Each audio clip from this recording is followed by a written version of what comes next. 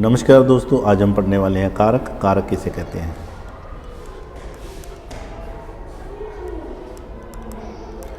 संज्ञा या सर्वनाम का संबंध क्रिया से प्रकट करने वाले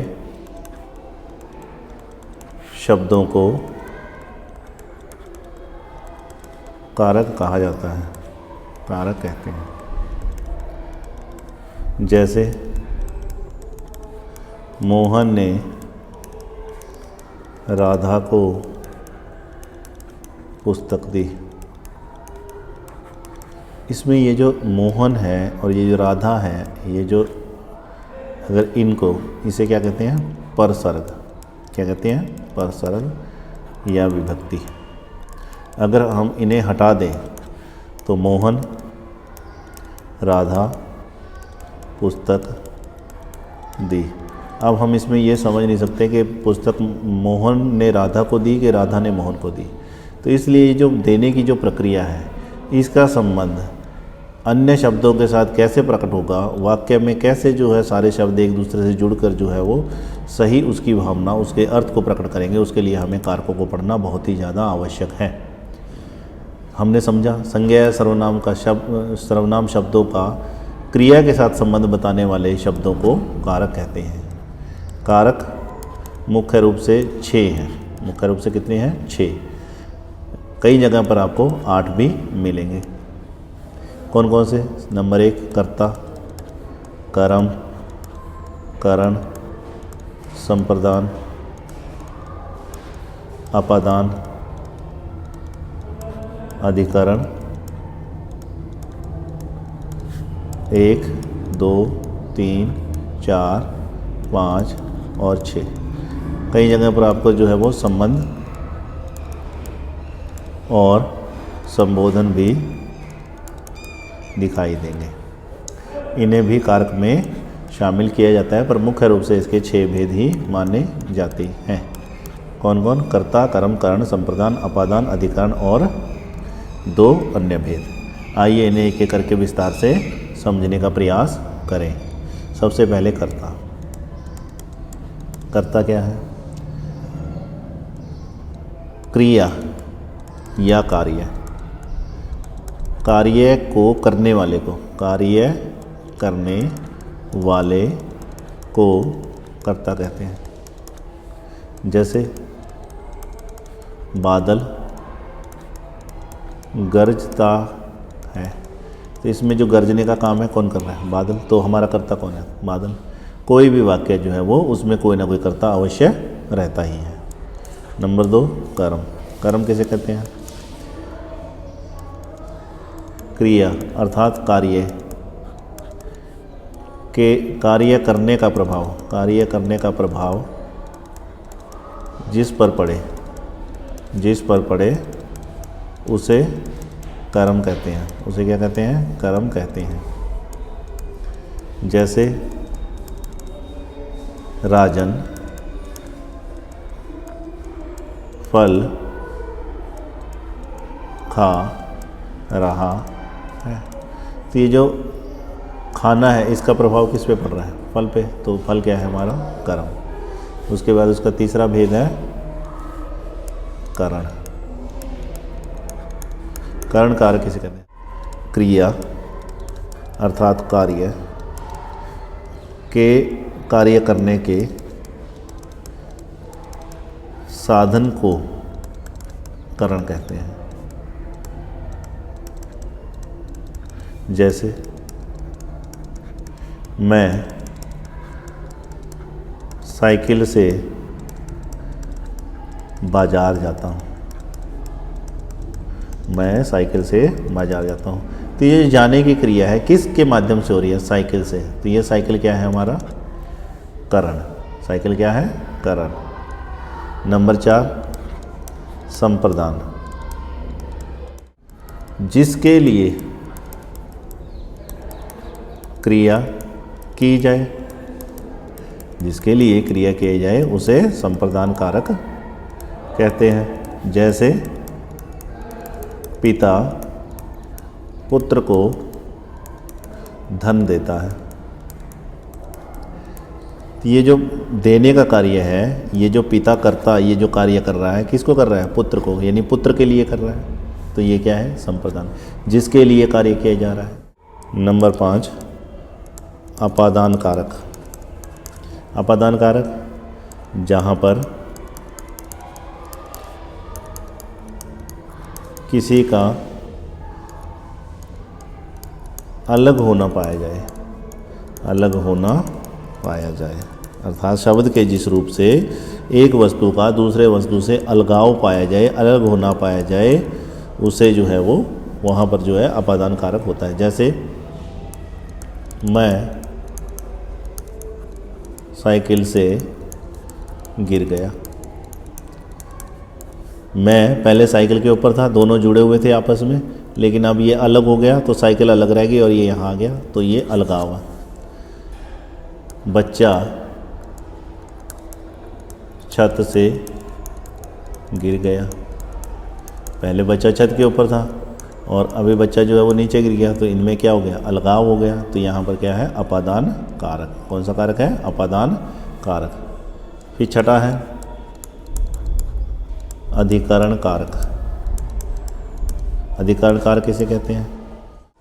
शब्द के जिस रूप से, शब्द के जिस रूप से क्रिया के आधार का ज्ञान हो, क्रिया के आधार का पता चले, आधार का ज्ञान हो, उसे अधिकरण कारक कहते हैं। जैसे पुस्तक मेज पर रखी है। पुस्तक का आधार क्या है? मेज। तो मेज क्या है? हमारा अधिकरण। मेज क्या है? हमारा अधिकरण। मैं जमीन पर खड़ा हूँ, तो मेरा आधार क्या है? मैं किस पे खड़ा हूँ? जमीन पर। तो जमीन क्या है? हमारा अधिकरण। इसके अलावा जो दो और भेद माने गए हैं वो कौन सा है? एक है संबंध कारक। शब्द के जिस रूप से आपस में संबंध का ज्ञान हो, संबंध का पता चले। शब्द के जिस रूप से शब्दों के आपस में संबंध अर्थात ज्ञान का पता चले, उसे संबंध कारक कहते हैं। जैसे मोहन का भाई सोहन नाच रहा है, तो हमें संबंध का पता चला। सोहन का संबंध मोहन से क्या है, उससे कैसे पता चला? का। ऐसे शब्दों को हम संबंध कारक में रखते हैं। और अंतिम है 8वां, जिसको बोलते हैं संबोधन। क्या बोलते हैं? संबोधन। जिससे किसी को बुलाने या आह्वान का ज्ञान हो, वहाँ संबोधन कारक का प्रयोग किया जाता है। वहाँ संबोधन कारक का प्रयोग किया जाता है। जैसे हे राम मुझे बचाओ, हे राम मुझे बचाओ। अरे राधा क्यों शरारत कर रही हो? अरे राधा क्यों शरारत कर रही हो? वहाँ पर संबोधन कारक। कारक विभक्ति। कारक और विभक्ति क्या है? राम ने खाना खाया। राम हमारा कर्ता कारक है, और ये जो ने है इसे जो है क्या कहते हैं? इसे विभक्ति, संस्कृत में इसे विभक्ति कहा जाता है और इसे परसर्ग भी कहा जाता है। तो हमें इसे भी ध्यान में रखना चाहिए। जैसे कारक और उसकी विभक्ति या परसर्ग। कर्ता ने कर्म को करण से या के द्वारा संप्रदान को या के लिए अपादान से लेकिन अलग होने वाला, अलग होना, संबंध का, के, की, रा, रे, री, अधिकरण में, पे, पर, संबोधन, हे, अरे, ये हमारे क्या हैं, ये कारक और कारकों के परसर्ग अर्थात चिन्ह। क्या है ये? चिन्ह। कारक और उसके चिन्हों का ज्ञान आपको होना चाहिए। मान लीजिए आपसे पूछा जाए एक वाक्य में बताइए कि ये कौन सा कारक है।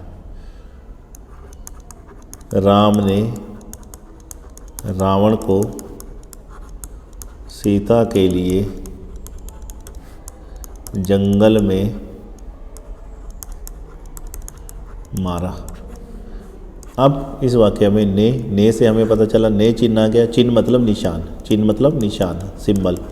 तो उस निशान से हमने पहचाना जिसके भी बाद ये जो परसर्ग आएगा उससे पहले वाला शब्द वो कारक है। ने आ गया तो ने क्या है, इससे हमें पता चला कि ये ने चिन्ह तो किसका है, कर्ता का। किससे पहले आया, राम से, तो हमारा राम क्या है, कर्ता। राम क्या है, कर्ता। अब को, रावण को कहाँ पे आता है, को हमारा आया है कर्म में। तो हमने देखा रावण को मारने का असर किस पे पड़ेगा, रावण पे। तो कौन है, को हमारा क्या है, कर्म। फिर हमने देखा सीता के लिए चिन्ह से हमें पता लगा के लिए किसके लिए, संप्रदान। तो के लिए से पहले क्या है, सीता। तो हमारा सीता क्या है, संप्रदान। इस प्रकार आप जो है इनकी पहचान कर सकते हैं। और ये संस्कृत के लिए बहुत ही आवश्यक है। अगर आपको इनका ज्ञान नहीं होगा तो आप संस्कृत विषय को अच्छे से नहीं समझ पाएंगे। कुछ शब्दों में परसर्ग का प्रयोग होता है, कुछ में नहीं होता। कुछ परसर्ग सहित होते हैं, कुछ परसर्ग रहित होते हैं। सहित और रहित, जैसे राम ने खाना खाया।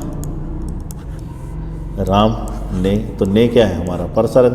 तो ये परसर्ग सहित है, परसर्ग सहित। लेकिन राम नाचा, अब यहाँ पर तो ने नहीं आया, यहाँ तो ने नहीं आया, तो इसलिए ये हमारा क्या है, परसर्ग रहित। ये कर्ता तो है हमारा, क्योंकि नाचने का काम कौन कर रहा है, राम। तो ये हमारा कर्ता तो है, लेकिन क्योंकि यहाँ पर उस चिन्ह का प्रयोग, ने का प्रयोग नहीं हुआ, इसलिए यहाँ पर जो है वो ये परसर्ग रहित है। क्या है, परसर्ग रहित, परसर्ग रहित। तो आप इसे भी ध्यान में रखिए, परसर्ग रहित भी होता है, कई जगह परसर्ग सहित भी होता है।